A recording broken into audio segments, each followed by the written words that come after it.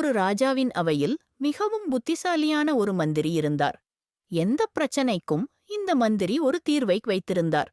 அவரிடம் கேட்காமல் ராஜா எந்த பெரிய முடிவையும் எடுப்பதில்லை.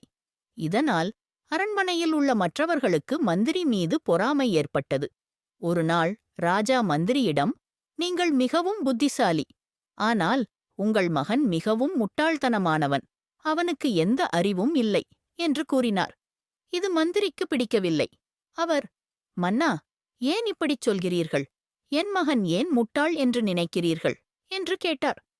ராஜா சொன்னார், ஒவ்வொரு காலையிலும் நான் மக்களைச் சந்திக்கச் செல்லும்போது உங்கள் மகன் அங்கே இருப்பான்.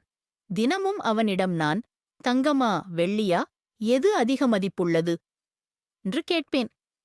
ஒவ்வொரு முறையும் உங்கள் மகன் வெள்ளி என்று சொல்கிறான். இதைக் கேட்டு அவையில் இருந்த அனைவரும் சிரிக்கத் தொடங்கினர். மந்திரிக்கு வருத்தமாக இருந்தது. எதுவும் சொல்லாமல் நேராக வீட்டிற்குச் சென்று மகனிடம், தங்கமா வெள்ளியா, எது அதிக மதிப்புள்ளது என்று கேட்டார். மகன் உடனே, அப்பா, தங்கம் என்று பதிலளித்தான்.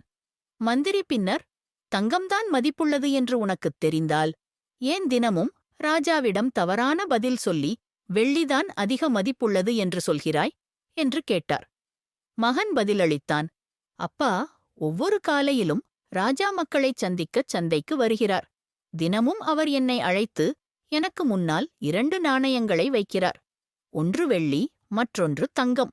அதிக மதிப்புள்ளதை எடுத்துக்கொள் என்று கேட்கிறார். நான் வெள்ளி நாணயத்தை எடுக்கிறேன். ராஜா சிரிக்கிறார், சென்று விடுகிறார்.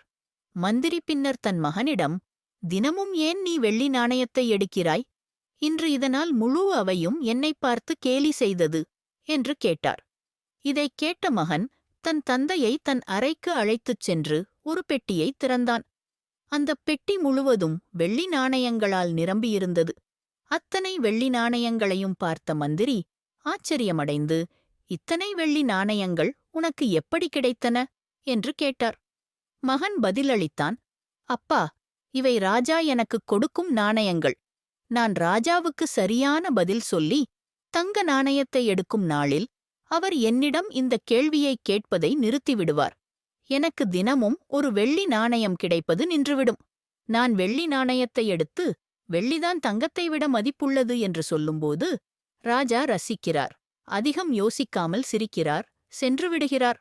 ஒரு தங்க நாணயத்திற்காக எனது தினசரி வெள்ளி நாணயத்தை இழக்க நான் விரும்பவில்லை.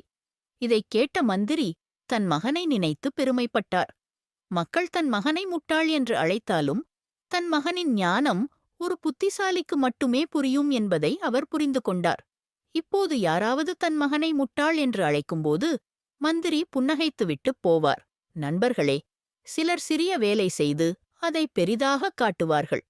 மற்றவர்கள் பெரிய காரியங்களை ஆரவாரம் இல்லாமல் செய்வார்கள் என்பதை நீங்கள் கவனித்திருக்கலாம்.